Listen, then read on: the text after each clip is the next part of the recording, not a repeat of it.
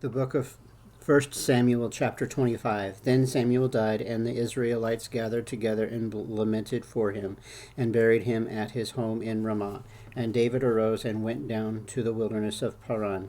Now there was a man in Maon whose business was in Carmel, and the man was very rich. He had 3,000 sheep and 1,000 goats, and he was shearing his sheep in Carmel. The name of the man was Nabal, and the name of his wife Abigail, and she was a woman of good understanding and beautiful appearance. But the man was harsh and evil in his doings.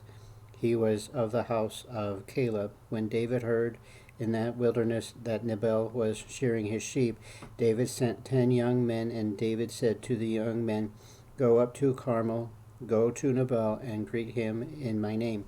And thus you shall say to him who lives in prosperity, Peace be with you, peace to your house, and peace to all that you have. Now I have heard that you have shearers. Your shepherds were with us, and we did not hurt them, nor was there anything missing from them all the while they were in Carmel. Ask your young men, and they will tell you. Therefore let my young men find favor in your eyes, for we come in a feast day. Please give whatever comes to your hand to your servants and to your son David." So when David's young men came, they spoke to Nabal according to all these words in the name of David, and waited. Then Nabal answered David's servant and said, "Who is David, and who is this son of Jesse? There are many servants nowadays who break away each one from his master. Shall I then take my bread and my water and my meat that I have killed for my shearers and give it to men when I do not know where they are from?" So David's young men turned on their heels and went back, and they came and told him all these words. Then David said to his men, "Every man gird on his sword." So every man girded on his sword, and David also girded on his sword. And about 400 men went with David, and 200 stayed with the supplies. Now one of the young men told Abigail, Nabal's wife, saying, "Look, David sent messengers from the wilderness to greet our master, and he reviled them. But the men were very good to us, and we were not hurt, nor did we miss anything as long as we accompanied them when we were in the fields.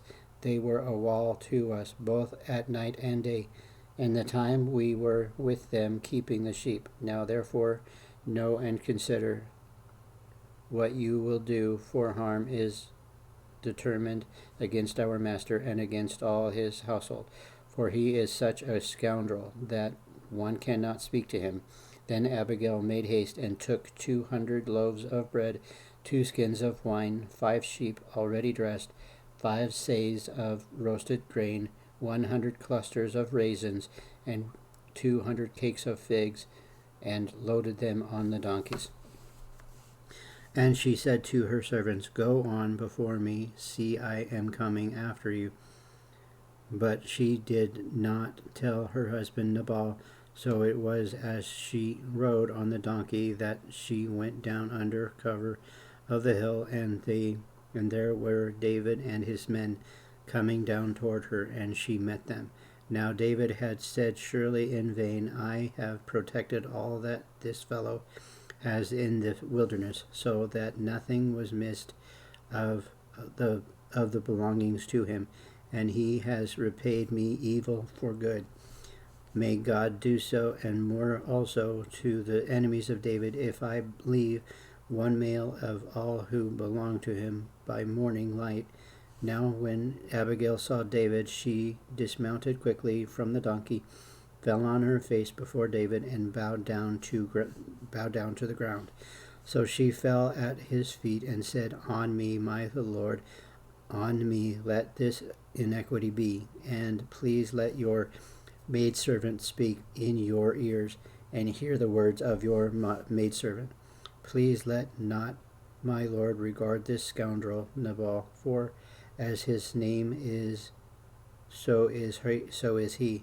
Nabal is his name, and folly is with him.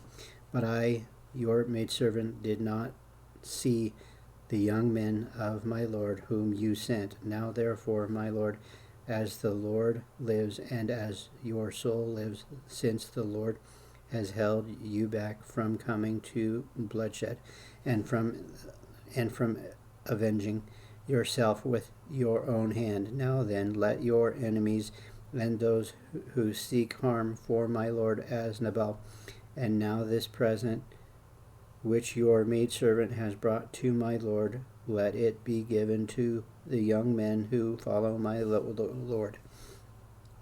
Please forgive the trespass of your maidservant, for the Lord will certainly make for my Lord an enduring house, because my Lord fights the battles of the Lord, and evil is not found in you throughout your days. Yet a man has risen in pursue you, yet a man has risen to pursue you and seek your life, but the life of my Lord shall be bound in the bundle of the living with the Lord your God, and the lives of your enemies he shall sling out, and as from the pocket of a sling. And it shall come to pass, when the Lord has done for my Lord according to all the good that he has spoken concerning you, and has appointed you ruler over Israel, that this will be no grief to you, nor offense of heart to my Lord, either that you have shed blood without cause, or that my Lord has avenged himself. But when the Lord has dealt with my Lord, then remember your maidservant. Then David said to Abigail, Blessed is the Lord God of Israel, who sent you this day to meet me.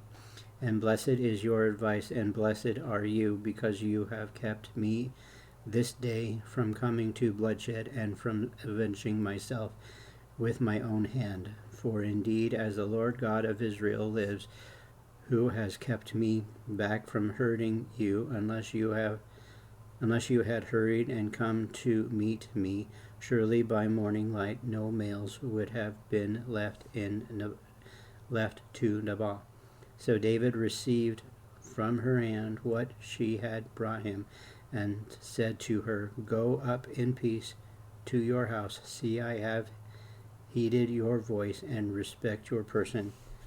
Now Abigail went to Nabal, and there he was holding a feast in his house, like the feast of a king, and Nabal's heart was merry with him, for he was very drunk. Therefore she told him nothing, little or much, until morning light.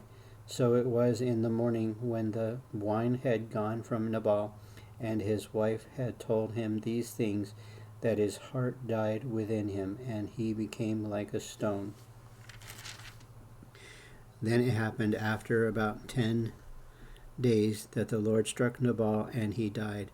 So when David heard that Nabal was dead, he said, Blessed be the Lord, who has pleaded the cause of my reproach from the land of Nabal, and has kept his servant from evil. For the Lord has returned the wickedness of Nabal on his own head. And David sent and proposed to Abigail to take her as his wife. When the servant of the David had come to Abigail at Carmel, they spoke to her, saying, David sent us to you to ask you to become his wife.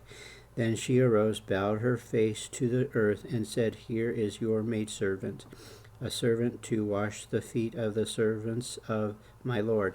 So Abigail rose in haste and rode on a donkey, attended by 5 of her maidens, and she followed the messengers of David and became his wife.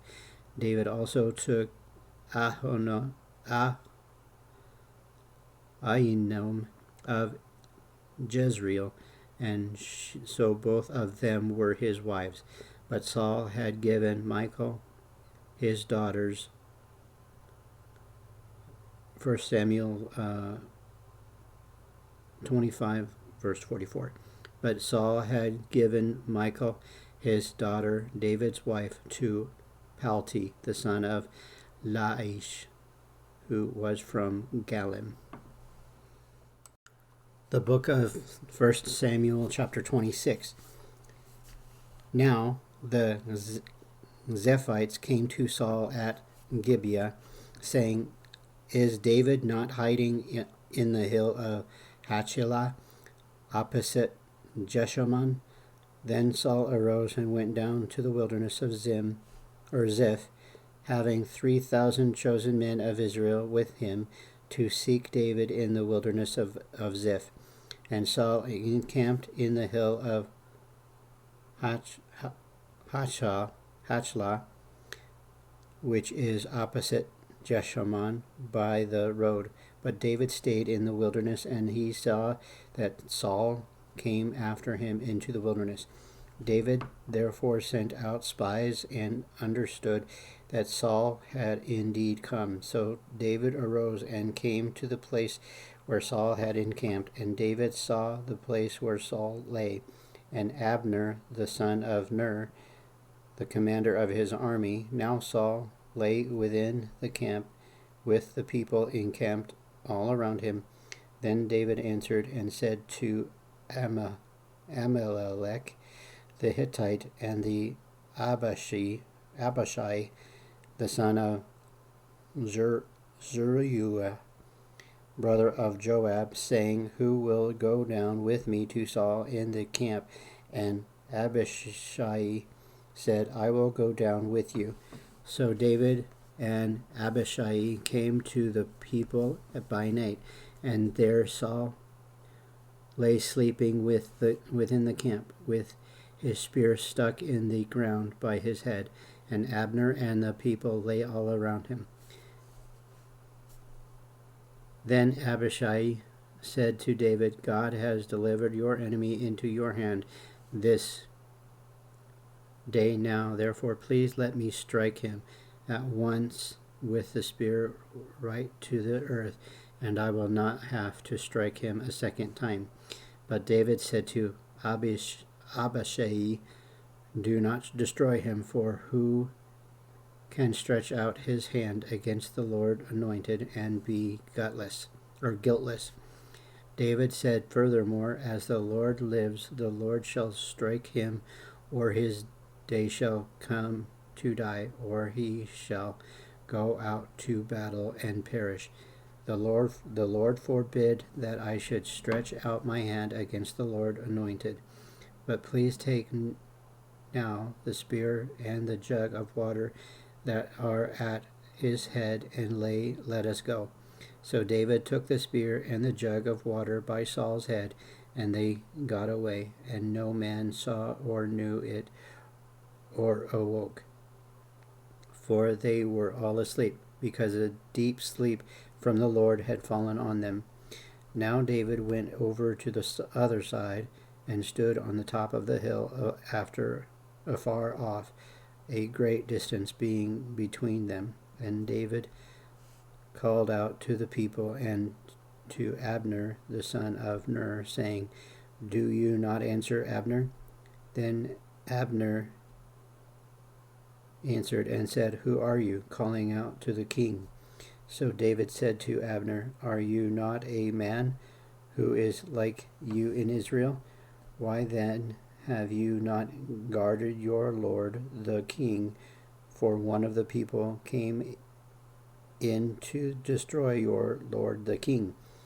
This thing that you have done is not good. As the Lord lives, you deserve to die, because you have not guarded your master, the Lord's anointed. And now see where the king's spear is, and the jug of water that was by his head." Then Saul knew David's voice and said, "Is that your voice, my son David?" David said, "It is my voice, my lord, O king." And he said, "Why does my lord thus pursue his servant? For what have I done, or what evil is in my hand? Now therefore, please let my lord the king hear the words of his servant. If the Lord has stirred you up against me, let him accept an offering. But if it is the children of men, may they be cursed before the Lord. For they have driven me out this day from sharing in the inheritance of the Lord, saying, Go serve other gods. Now do not let my blood fall to the earth before the face of the Lord, for the king of Israel has come out to seek a flea, as when one hunts a partridge in the mountains. Then Saul said, I have sinned, returned my son David, for I will harm you no more, because my life was precious in your eyes this day. Indeed, I have played the fool and erred exceedingly. And David answered and said, Here is the king's spear. Let one of the young men come over and get it. May the Lord repay every man for his righteousness and his faithfulness, for the Lord delivered you into my hand today, but I would not stretch out my hand against the Lord anointed. And indeed as your life was valued much this day in my eyes, so let my life be valued much in the eyes of the Lord, and let him deliver me out of all tribulations. Then Saul said to David, May you be blessed, my son David. You shall both do great things and also still prevail. So David went on his way, and Saul returned to his place. The book of 1 Samuel, chapter 27. And David said in his heart, Now I shall perish someday by the hand of Saul. There is nothing better for me than that I should speedily escape in the land of the Philistines, and Saul will despair of me to seek me any more in any part of Israel, so I shall escape out of his hand. Then David arose and went over with the 600 men who were with him to Achish, the son of Maoch, king of Gath. So David dwelt with Achish at Gath, he and his men, each man with his household, and David with his 2 wives, Ahinoam and Jezreelites, and Abigail the Carmelites, Nabal's widow. And it was told Saul that David had fled to Gath, so he sought him no more. Then David said to Achish, If I have now found favor in your eyes, let them give me a place in some town in the country, that I may dwell there. For why should your servant dwell in the royal city with you? So Achish gave him Ziklag that day. Therefore Ziklag has belonged to the kings of Judah to this day. Now the time that David dwelt in the country of the Philistines was one full year and 4 months. And David said his men went up and raided the Geshurites and the Gerzurites and the Amalekites, for those nations were the inhabitants of the land from of old, as you go to Shur, even as far as the land of Egypt. Whenever David attacked the land, he left neither man nor woman alive, but took away the sheep, the oxen, the donkeys, the camels, and the apparel, and returned and came to Achish. Then Achish would say, Where have you made a raid today? And David would say, Against the southern area of Judah, or against the southern area of the Jerahmeelites, or against the southern area of the Kenites. David would save neither man nor woman alive to bring news to Gath, saying, Lest they should inform us on saying, Thus David did, and thus was his behavior all the time he dwelt in the country of the Philistines. So Achish believed David, saying, He has made his people Israel utterly abhor him. Therefore he will be my servant forever. Thank you very much for following along, and I will see you in the next one. Bye now.